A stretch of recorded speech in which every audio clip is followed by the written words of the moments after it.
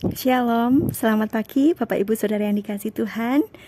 Kita bersyukur pagi hari ini boleh bersama-sama merenungkan firman Tuhan dalam renungan harian GP Kris Pangkal Pinang. Kita akan berdoa sebelum kita merenungkan sabda Tuhan. Bapa, kami mengucap syukur untuk hari ini, kalau kami boleh senantiasa ada dalam pemeliharaan Tuhan. Semua karena kasih kebaikan-Mu, sehingga pagi hari ini kami boleh merenungkan sabda-Mu. Kami mohon tuntunan, pimpinan Tuhan untuk kami boleh mengerti kebenaran firman-Mu ini. Kami menyerahkan sepenuhnya waktu perenungan firman Tuhan ke dalam tangan dan kuasa-Mu. Demi nama Tuhan Yesus kami berdoa dan mengucap syukur. Amin. Judul renungan hari ini adalah bersyukur kepada Tuhan. Kita akan membaca dari satu ayat dalam Efesus 5 ayat 20. Efesus 5 ayat 20 berkata demikian. Ucaplah syukur senantiasa atas segala sesuatu dalam nama Tuhan kita Yesus Kristus kepada Allah dan Bapa kita. Bapak, Ibu, dan Saudara yang dikasihi Tuhan, ada dua orang anak, katakan si A dan si B. Si A itu adalah seorang anak yang dikasihi oleh kedua orang tuanya. Secara ekonomi dia tercukupi dan mendapatkan pendidikan di sekolah yang bagus. Nah, di hari libur anak ini bisa menikmati liburan bersama keluarganya. Sedangkan si B adalah seorang anak yatim piatu sejak kecil. Dia tinggal menumpang di rumah kerabatnya. Dan sehari-hari anak ini harus bekerja membantu kerabatnya itu di toko setelah pulang sekolah. Nah, menurut pendapat Bapak Ibu dan saudara-saudara, kira-kira siapakah yang lebih mudah untuk menjalani hidup dengan selalu bersyukur? Apakah si A, anak yang dikasih ortunya dengan hidup berkecukupan, ataukah si B, anak yatim piatu yang menumpang di rumah saudaranya dan mesti bekerja keras dari kecil, ataukah kedua-duanya? Bapak, Ibu, dan saudara-saudara, dunia yang berdosa ini menjanjikan kebahagiaan dan kelimpahan hidup yang semu atau yang palsu, di mana untuk bersyukur itu sangat bergantung dan dikendalikan oleh baik atau tidaknya keadaan hidup seseorang, baik atau tidaknya kondisi kesehatan seseorang, dan lain sebagainya. Nah, tetapi Alkitab berkata bahwa bersyukur dalam segala keadaan itu merupakan perintah dan kehendak Tuhan. Kalau dalam terjemahan bahasa Indonesia masa kini, Efesus 5 ayat 20 itu dikatakan seperti ini. Selalu dan mengenai apapun juga, hendaklah kalian mengucap terima kasih kepada Allah Bapa atas nama Yesus Kristus Tuhan kita. Ada dua hal yang dapat kita maknai, kita pelajari dalam bersyukur kepada Tuhan ini. Yang pertama, bersyukur karena Tuhan, yaitu bukan karena keadaan atau kondisi yang baik, bukan karena kesehatan kita yang baik, atau keadaan diri kita lebih baik dari yang lain dan lain sebagainya. Tapi sungguh-sungguh bersyukur hanya karena Tuhan. Manusia itu lebih mudah kalau melihat keburukan dari setiap hal dalam hidup, dan seringkali diiringi dengan sikap menggerutu. Tetapi lain halnya Bapak Ibu kalau kita memahami bahwa ucapan syukur kita adalah karena Tuhan.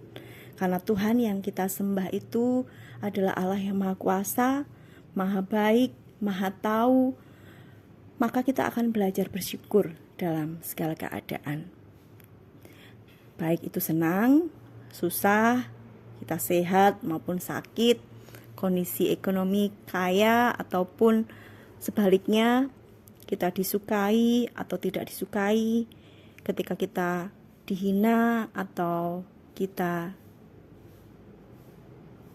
didekati oleh banyak orang dan lain-lain. Nah, katakan misalnya Bapak Ibu, suatu hari kita dapat angpau kurang lebih 100.000. Nah, setelah itu besoknya kita justru kehilangan uang karena tiba-tiba kita ditipu oleh seseorang. sejumlah 250.000. Mungkin uang kita dipinjam sama orang, lalu ternyata orang itu nggak menepati janjinya untuk mengembalikan uang tersebut. Nah, kita tetap bersyukur walaupun saya ini ditipu. Toh saya masih diberi kekuatan, saya masih diberi kemampuan, dimampukan untuk bersabar. Saya tidak membalas orang yang menipu tersebut.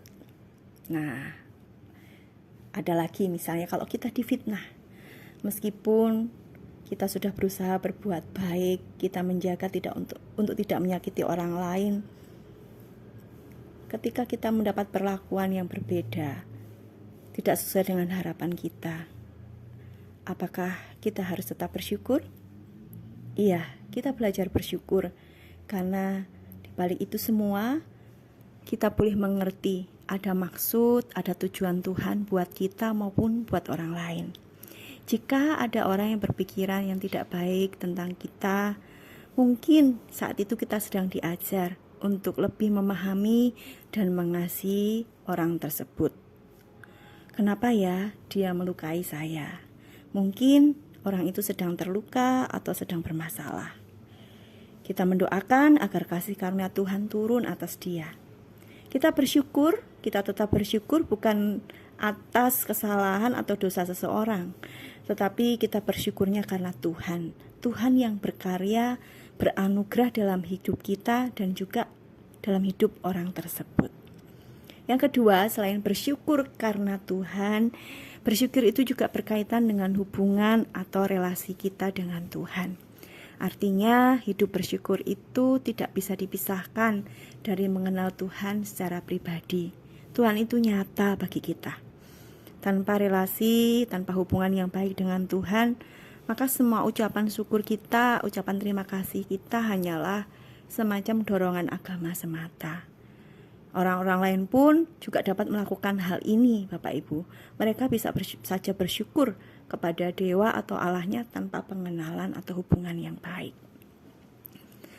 Ucapan syukur karena Tuhan akan membawa kita untuk tidak menjadi lelah dan tawar hati menjalani kehidupan yang seringkali diwarnai dengan kesulitan ini. Karena kita percaya Tuhan memberikan jaminan dan pengharapan yang lebih besar daripada yang terjadi sekarang ini. Jadi Bapak Ibu, ucapan syukur karena Tuhan juga akan membawa kita untuk melihat yang tidak kelihatan lebih daripada yang kelihatan, yang kekal lebih daripada yang sementara. Seberapa kita dapat mengucap syukur di dalam segala sesuatu, sedemikian juga kita akan menikmati kebahagiaan yang Tuhan sediakan. Pertanyaannya, apakah kita menenggelamkan diri dalam tekanan yang bisa menghancurkan diri kita, ataukah sebaliknya kita kembali kepada Tuhan, semakin mengasihi, mengenal dan menikmati Allah yang kita percayai.